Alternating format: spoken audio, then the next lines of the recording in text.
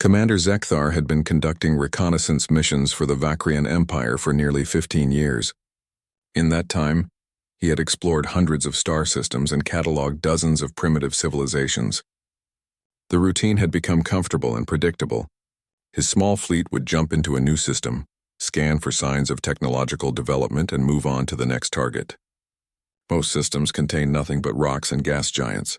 A few had simple life forms that had barely crawled out of their oceans. Even fewer had species that had developed basic tools in agriculture. Finding a civilization with actual spaceflight capability was rare enough to be noteworthy. Finding one with military vessels was almost unheard of. The jump into the system that the Vakrians had designated as Sector 794 appeared normal at first. The fleet emerged from faster-than-light travel at the system's edge exactly as planned. The navigation officer confirmed their position and began standard scanning procedures. The system contained a yellow star with several planets in stable orbits. Initial readings suggested at least one world in the habitable zone with liquid water and a breathable atmosphere. It was exactly the kind of system that might host intelligent life. Zekthar ordered his sensor teams to begin a detailed survey while the fleet moved deeper into the system at sublight speeds. The first indication that something was different came 15 minutes after their arrival. The lead sensor operator reported detecting artificial energy signatures near the third planet from the star. The readings were strong and complex, suggesting advanced technology rather than primitive radio transmissions or basic satellites. Zekthar felt a moment of excitement. Perhaps they had finally found another spacefaring civilization. He ordered the fleet to alter course toward the energy signatures and to increase scanning intensity. What happened next would change everything the Vakrian Empire thought they knew about the galaxy. As the Vakrian ships focused their sensors on the source of the energy readings, their equipment began behaving strangely. Error messages started appearing on display screens throughout the fleet. Sensor arrays reported data overloads and processing failures. The readings that were coming through made no sense. The computers were detecting energy outputs that should have been impossible for ships of the size they were tracking. The electromagnetic spectrum was flooded with signals across frequencies that the Vakrians did not even have names for. Interference patterns cascaded through their systems like waves crashing against rocks. The sensor operators struggled to understand what they were seeing. 3 massive objects appeared on the tactical displays, positioned in a triangular formation near the blue-green planet. The Vakrian computers estimated their sizes based on the energy signatures they were generating. The largest vessel was nearly 2 kilometers long, a truly enormous warship by any standard. The 2 smaller craft were still larger than most Vakrian military vessels. But size was not what concerned Zekthar. What worried him was the sheer amount of power those ships were producing. His science officer reported that the energy readings were off the scale, literally exceeding what their measuring equipment was designed to handle. Either these were the most advanced warships ever encountered, or the Vakrian sensors were malfunctioning badly. Zekthar made the decision to attempt communication. He ordered his communication officer to broadcast a standard greeting on all known frequencies, identifying the Vakrian fleet as peaceful explorers, and requesting dialogue. The message went out in multiple languages and formats, designed to be as universal as possible. Then they waited. The tension on the bridge was thick enough to feel. Every officer knew they were potentially facing something beyond their understanding. The unknown ships made no aggressive moves, but they also did not respond to the hails. They simply floated in space like silent predators watching prey. Captain Jake Morrison sat in the command chair of the destroyer Valiant and studied the alien vessels on his tactical display. His ship, along with the cruiser Hartford and the battleship Arizona, had been running combat drills when the unknown contacts appeared on their sensors. The exercises had been routine until that moment. Now everything had changed. The aliens had jumped into the system without warning and were broadcasting what appeared to be first contact messages. Morrison had immediately ordered his crew to battle stations while simultaneously activating all recording systems. Whatever happened next would need to be documented thoroughly. The human battle group had detected the alien fleet the moment they arrived. Earth's sensor technology was sophisticated enough to track objects across an entire star system with remarkable precision. The computers had analyzed the alien ships within seconds and determined that their technology level was below human standards, but still represented genuine spacefaring capability. The aliens were using what appeared to be conventional fusion drives, and their hull materials suggested a civilization that had been exploring space for a considerable time. They were not a threat to the human vessels, but they were not primitive either. Lieutenant Commander Kate Sullivan worked quickly at her communications station, processing the incoming transmissions from the alien ships. The artificial intelligence systems aboard the Valiant had already begun analyzing the alien languages and were making rapid progress on translation. The messages were simple greetings and requests for peaceful contact. Kate reported her findings to Captain Morrison, who nodded thoughtfully. He knew that first contact protocols required careful handling. Earth had been preparing for this moment for decades, developing detailed procedures for how to interact with alien civilizations. The question was whether to follow the standard response or to take a different approach. What Morrison did not immediately realize was that his ship's normal operations were causing serious problems for the alien fleet. The Valiant's quantum computers were processing information at incredible speeds, generating unusual electromagnetic patterns as a side effect. The fusion reactor that powered the ship was putting out radiation across multiple spectrums. The gravitational drive systems were creating ripples in space itself that confused conventional sensors. The defensive systems were cycling through different configurations as part of their standard operating procedures.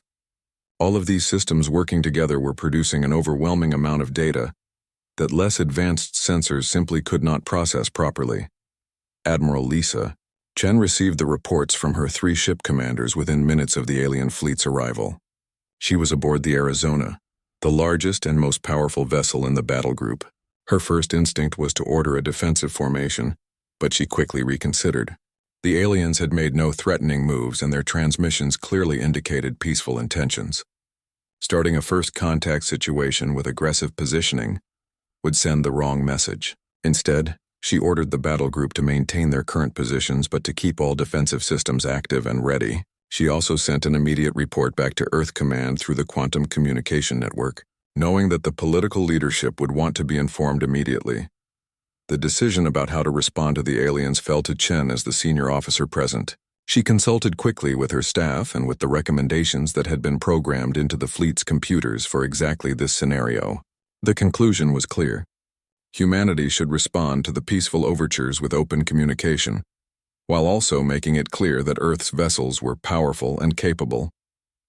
The balance between friendliness and strength was delicate but necessary.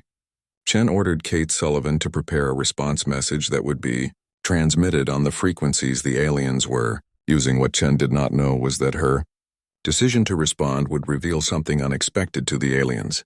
The human computers had not only translated the alien languages, but had also penetrated the alien communication networks.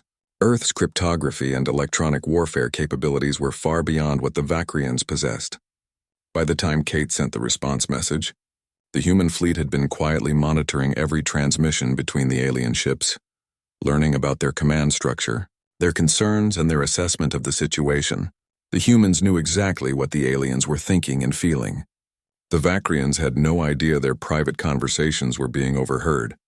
Commander Zekthar nearly jumped out of his seat when the response finally came. The voice that spoke through the communication system was using perfect Vakrian language with only a slight accent. The human commander introduced herself as Admiral Lisa Chen and explained that the vessels belonged to something called the 3rd Deep Space Battle Group of Earth's military forces. She assured the Vakrians that humanity had no hostile intentions and welcomed the opportunity for peaceful contact.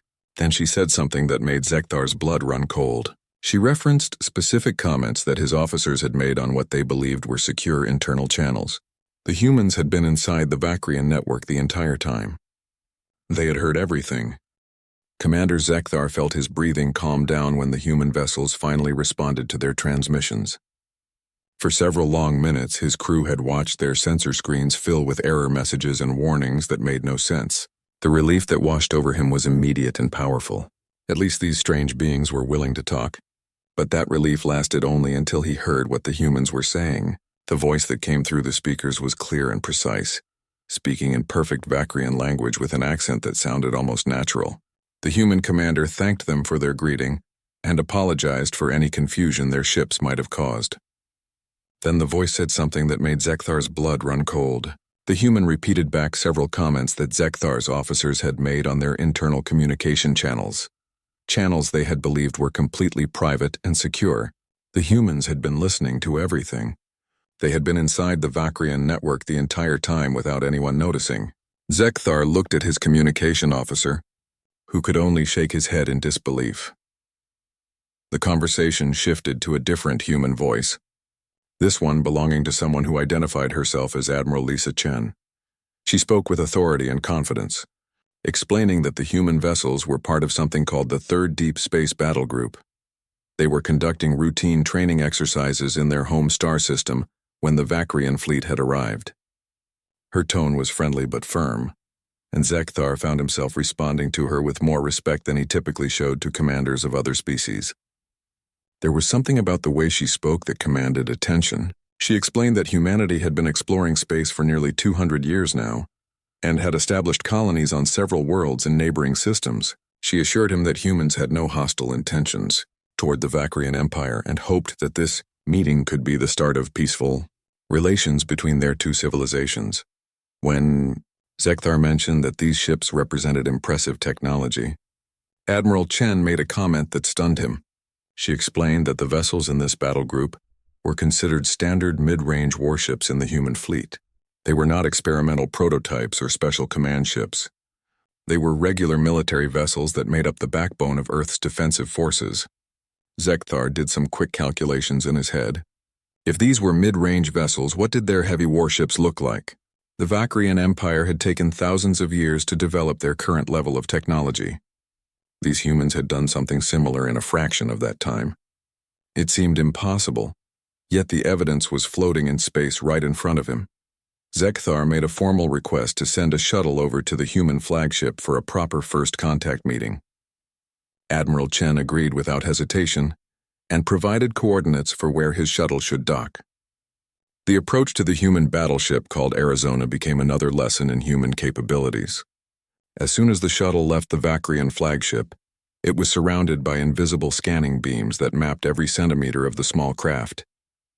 The Vakrian pilot reported that the human traffic control system was feeding him precise navigation data that accounted for every minor thruster adjustment and even compensated for a slight imbalance in the shuttle's port engine that the pilot himself had not noticed. The level of detail was extraordinary. By the time they reached the Arizona, the humans probably knew more about the Vakrian shuttle than its own maintenance crew did. The docking procedure was smooth and efficient.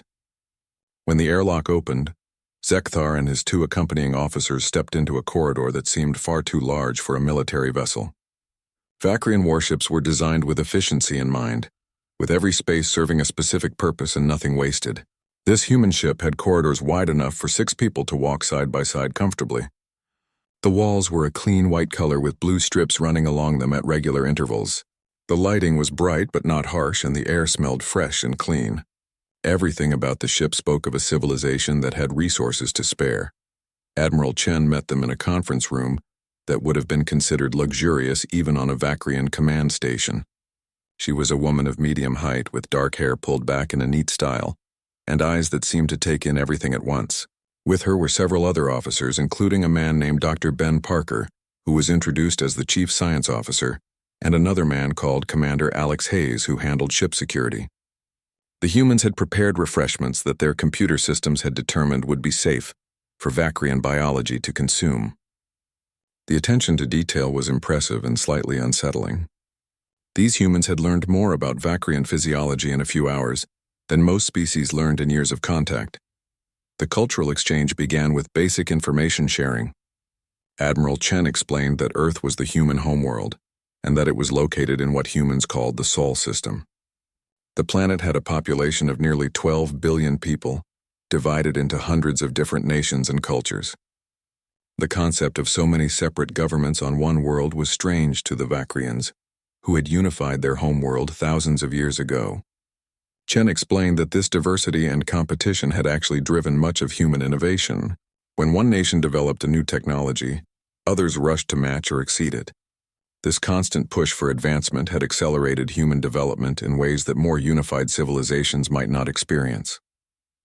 Dr. Parker took over to explain some of the technical details. He described how human ships used quantum computers that could process information at speeds that made conventional computing look primitive. The power systems were based on fusion reactors that created energy by forcing hydrogen atoms together just like stars did. The engines used controlled manipulation of gravitational fields to move through space without needing conventional thrust. Every system on human ships was designed to work together in an integrated network that could adapt and respond to changing situations faster than any biological crew could manage on their own. He mentioned that the sensor systems that had overwhelmed the Vacrian equipment were actually operating at reduced power during the encounter. At full capacity, human sensors could detect and analyze objects across an entire star system simultaneously. Lieutenant Sophie Grant, a young officer with red hair and an enthusiastic manner, offered to give the Vacrian delegation a tour of the ship's bridge. The bridge was another revelation. Instead of the cramped command centers the Vacrians were used to, the Arizona's bridge was a large open space with multiple levels. Officers sat at stations that featured holographic displays floating in the air around them. Some crew members wore slim headsets that Zekthar learned were neural interfaces, allowing them to control ship systems with their thoughts. The level of human and machine integration was far beyond anything the Vacrian Empire had achieved. Their own computer systems required manual input and could only process commands one at a time. These human systems seemed to anticipate what their operators needed before they even asked for it. The real shock came when Dr. Parker explained what had happened to the Vacrian sensors during the initial encounter. What the Vacrians had interpreted as deliberate jamming and electronic warfare was actually just the normal operating emissions of human vessels. The quantum computers generated unusual energy patterns as they processed information. The fusion reactors put out radiation across multiple spectrums. The gravitational drives created ripples in space itself that confused conventional sensors. The defensive systems cycled through different configurations constantly, creating what appeared to be hostile electronic countermeasures. All of these systems running together simply produced more data than less advanced sensors could handle. The Vacrians had not been attacked. They had simply been overwhelmed by the sheer amount of information that human ships generated just by existing. Commander Zekthar returned to his flagship with his mind racing from everything he had witnessed aboard the human battleship. His two officers who had accompanied him were equally shaken by what they had learned. The trip back to the Vacrian vessel felt much shorter than the journey over, probably because Zekthar spent the entire time thinking about how he would explain all of this to the high command back on Vac Prime. He knew that his superiors would not believe his report without solid evidence. The claims he was making about human technology would sound like exaggeration, or even fantasy to commanders who had not seen these ships with their own eyes. He needed proof that could not be dismissed or explained away. After discussing the situation with his senior staff, Zekthar decided to make an unusual request. He sent a message to Admiral Chen asking if the humans would be willing to demonstrate some of their ship capabilities for the official record. He explained that such a demonstration would help him make a proper report to his government and would aid in establishing accurate diplomatic relations between their two civilizations. He tried to phrase the request carefully, not wanting to appear as if he was gathering intelligence for hostile purposes. The truth was that he wanted his superiors to understand exactly what humanity was capable of so they would approach this new relationship with appropriate caution and respect. Admiral Chen took several hours to respond to the request. Zekthar learned later that she had consulted with her own command structure back on Earth, using some kind of instant communication system that ignored the normal delays caused by the vast distances of space. When her response finally came, it was positive. She agreed to a limited demonstration that would showcase human defensive and sensor capabilities. She made it clear that offensive weapon systems would not be part of the display, which Zekthar understood and appreciated. The humans were willing to show their strength but not their full combat potential. It was a smart diplomatic move that built trust while still maintaining some operational secrets. Captain Jake Morrison of the destroyer Valiant was given the task of coordinating the demonstration. His ship moved away from the main group and positioned itself exactly 1 million kilometers from the Vacrian fleet. At that distance, the Valiant appeared as little more than a bright dot against the darkness of space to Vacrian visual sensors. Zekthar ordered his sensor operators to focus all their scanning equipment on the human destroyer, to record whatever was about to happen. The first part of the demonstration began without any warning or announcement. Suddenly, the communication systems on every Vakrian ship started receiving a data transmission from the Valiant. The amount of information was staggering, and it kept coming for nearly 5 minutes. When Zekthar's crew finally processed all the data, they discovered something terrifying. The human ship had transmitted complete technical specifications for every vessel in the Vakrian fleet. The information included internal layout diagrams showing every corridor and room, accurate crew complement numbers that matched their actual staffing levels, detailed power distribution maps that showed how energy flowed through each ship, and even the current locations of individual crew members marked on the diagrams. The humans had scanned through every defensive measure and security system the Vakrians possessed as if they were not even there. Every secret that the Vakrian fleet thought it was protecting had been laid bare in minutes. Zekthar realized with growing horror that in any real conflict, the humans would have perfect intelligence about their opponents before the fighting even began. The second part of the demonstration involved the cruiser Hartford.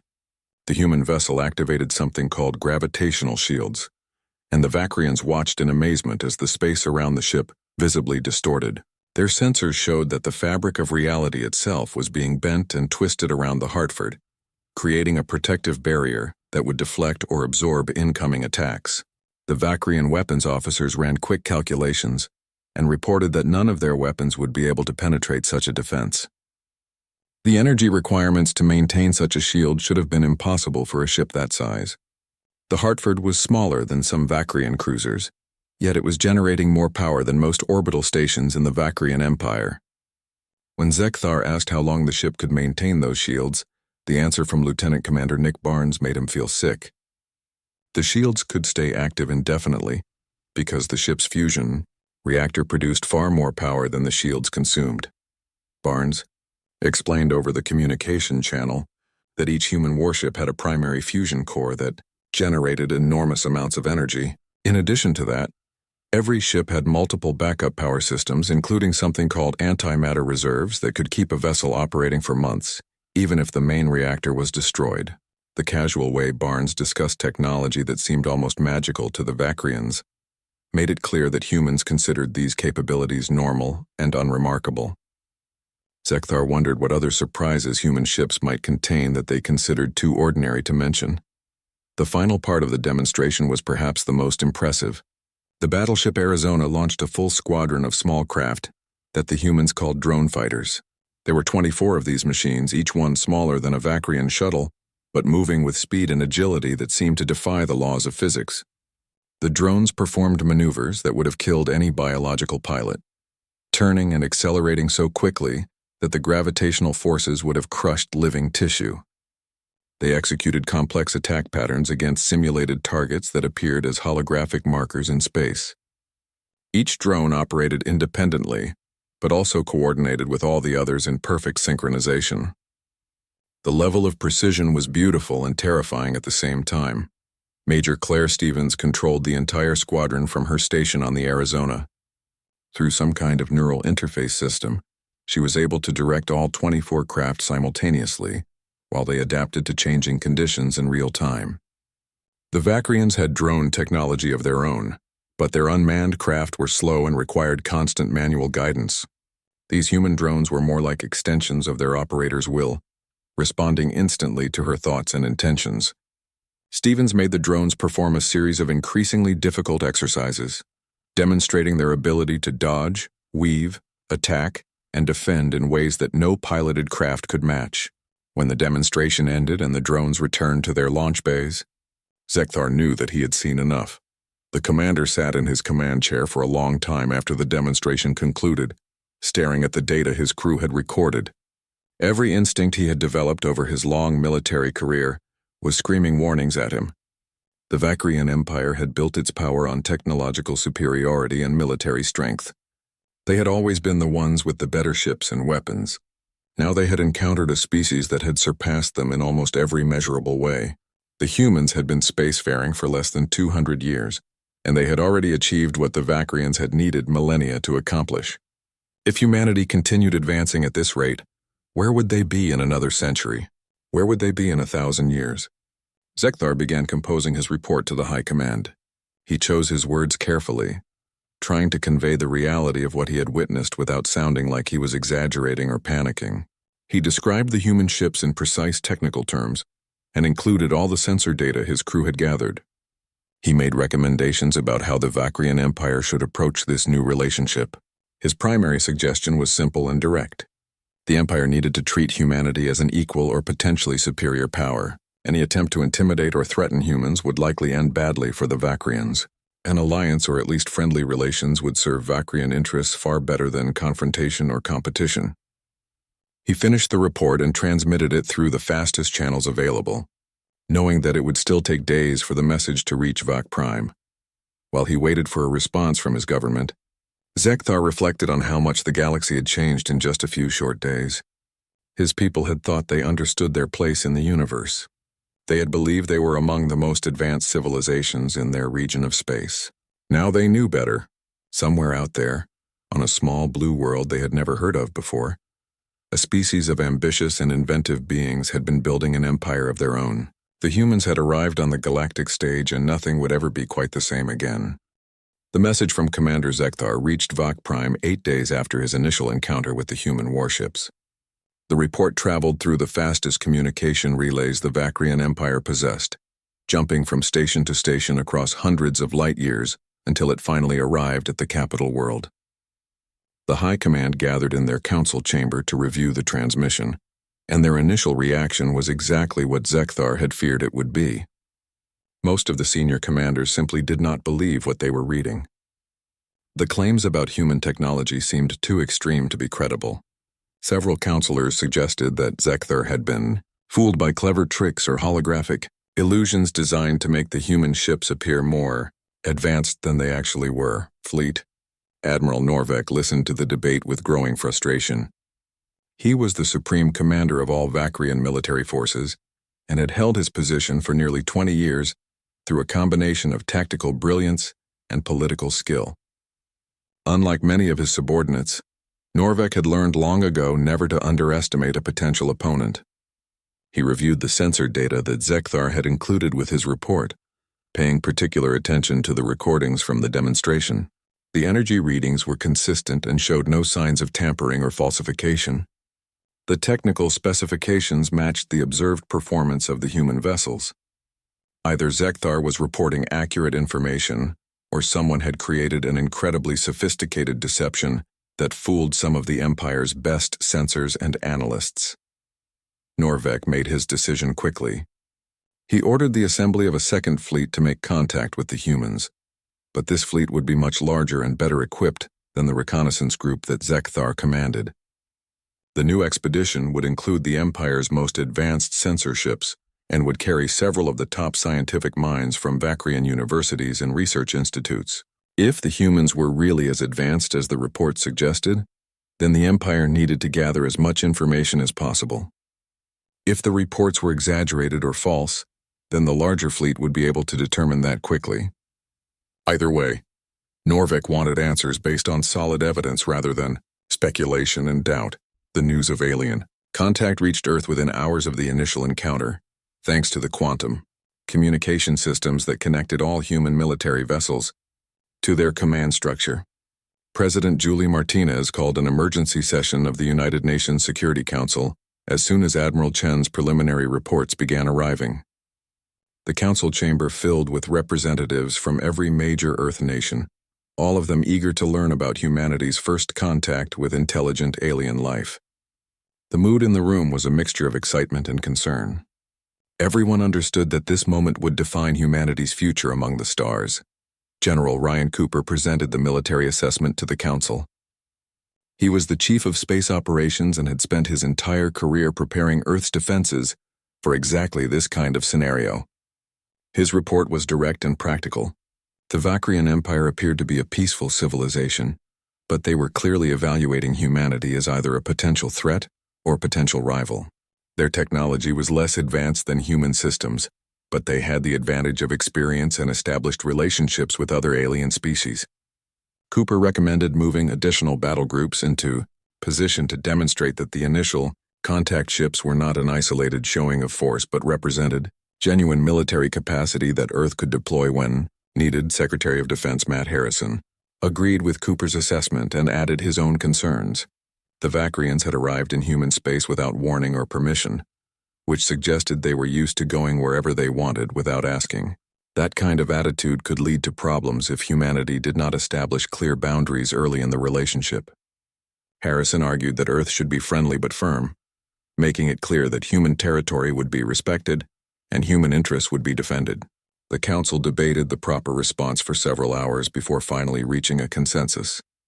Earth would welcome diplomatic contact with the Vakrian Empire but would also ensure that any future meetings took place with sufficient military presence to discourage any thoughts of intimidation or aggression. Dr. Emma Wallace provided the cultural analysis that helped shape Earth's diplomatic strategy. She was the planet's leading expert on xenology, even though until a few weeks ago she had never actually met an alien. Her expertise came from years of studying human cultures and extrapolating how different biological and social factors might influence the development of alien civilizations. Based on Admiral Chen's reports and the limited interaction with Commander Zekthar, Wallace concluded that the Vakrians were a hierarchical military society that respected strength and competence. They would respond better to confident displays of capability than to attempts at appeasement or submission. She recommended that Earth maintain a posture of assured strength while remaining genuinely open to friendship and cooperation. When the second Vakrian fleet arrived in the outer solar system 2 weeks later, they found a very different situation than Commander Zekthar had encountered. Instead of 3 human warships conducting training exercises, the Vakrians were met by 15 vessels representing 5 full battle groups. The display was carefully calculated to make a specific point. Earth wanted the Vakrian Empire to understand that the initial contact had not been a lucky encounter with humanity's only advanced ships. The human military was large, well-equipped, and capable of deploying significant force when necessary. The Arizona remained as the flagship for the diplomatic mission with Admiral Chen still in command, but now she had substantial backup. Fleet Admiral Norvek arrived aboard his command ship, a massive vessel that dwarfed even the largest human battleship in terms of pure size. The Vakrian flagship was designed to be impressive and intimidating, covered in weapons ports and armor plating that made its military purpose obvious to anyone who saw it. But size and appearance were not everything. Norvek's sensor officers quickly confirmed what Commander Zekthar had reported. The human ships generated energy readings that overwhelmed their scanning equipment and possessed capabilities that seemed beyond what vessels of their size should be able to achieve. The evidence was clear and undeniable. Humanity possessed technology that matched or exceeded Vakrian systems in almost every category that mattered. Admiral Chen welcomed Norvek with appropriate ceremony and respect. The 2 commanders spoke through translation systems that had been refined since the initial contact, making communication much smoother and more natural. Chen explained that the additional human ships had been positioned to facilitate the diplomatic process and to demonstrate Earth's commitment to this new relationship. She made it clear without directly stating it that humanity had the resources and will to defend itself if necessary, but preferred to pursue friendship and mutual benefit. Norvek appreciated the direct approach and responded in kind. He explained that the Vakrian Empire had existed for thousands of years and had relationships with dozens of other civilizations. They had learned that the galaxy was safer and more prosperous when different species worked together rather than competed or fought. The formal negotiations began in a conference that included representatives from both militaries as well as civilian diplomats and scientists. Commander Dan Foster handled the intelligence aspects of the human delegation, carefully controlling what information was shared and ensuring that Earth's genuine secrets remained protected. The humans provided star charts showing their controlled systems and general information about Earth's government structure and society. They explained that humanity had originated on a single world, but had spread to colonies on multiple planets and moons throughout several neighboring star systems. The expansion had been rapid and aggressive by Vakrian standards, but humans saw it as natural and necessary for their growing population and resource needs. The Vakrians shared their own information about the wider galactic community. They explained that there were hundreds of known intelligent species scattered across this region of space, most of them connected through a loose network of trade agreements and diplomatic relationships. The Vakrian Empire was one of the larger and more influential powers, but was far from the only significant civilization. There were older species with strange technologies and younger species still finding their place among the stars. The galaxy was vast and mostly unexplored, full of opportunities and dangers that neither humans nor Vakrians fully understood. Norvek made it clear that having humanity as a friend would benefit the Vakrian Empire just as much as it would benefit Earth. The weeks following the arrival of Fleet Admiral Norvek's expedition brought significant changes to both human and Vakrian understanding of each other. The initial shock and suspicion gradually gave way to genuine curiosity and interest as representatives from both civilizations spent more time together. Admiral Chen established a rotating schedule that allowed different human ships to host Vakrian visitors, while human personnel made trips to Vakrian vessels in return.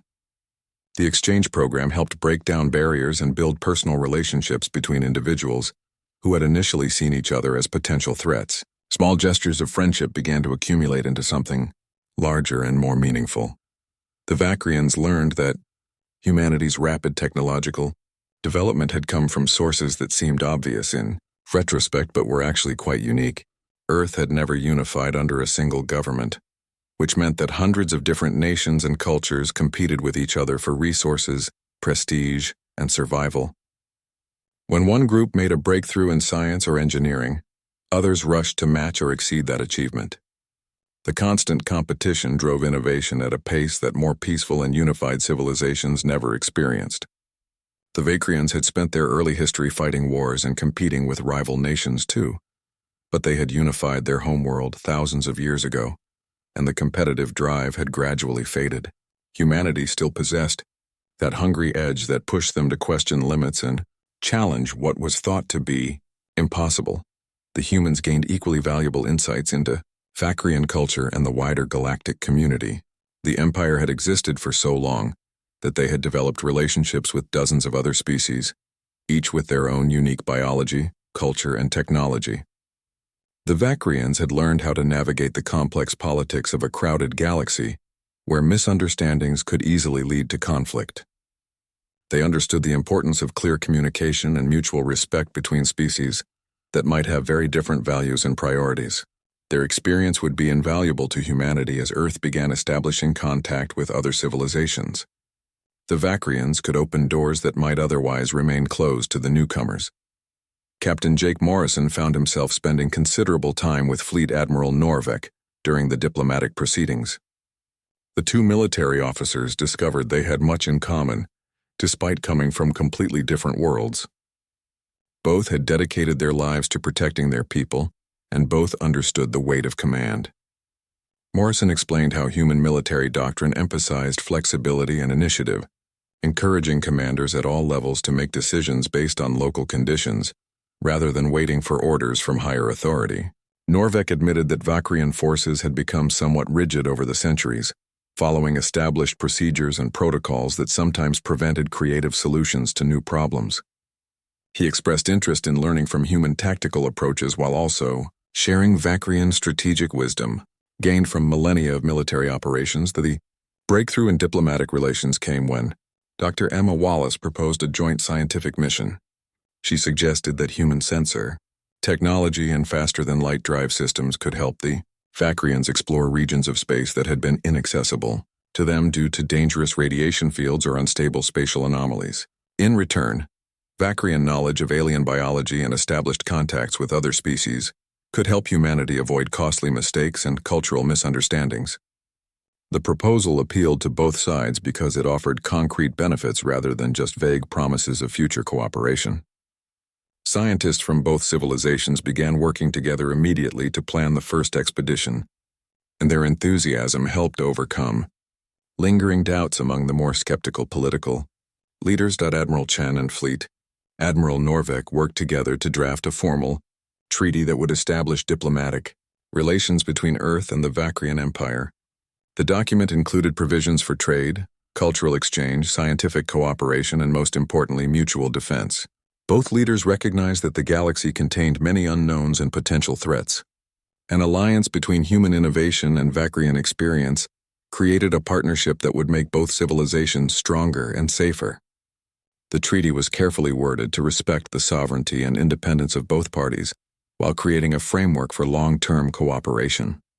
After weeks of negotiations and revisions, both admirals signed the agreement in a ceremony that was broadcast across human, space, and throughout the Vacrian Empire.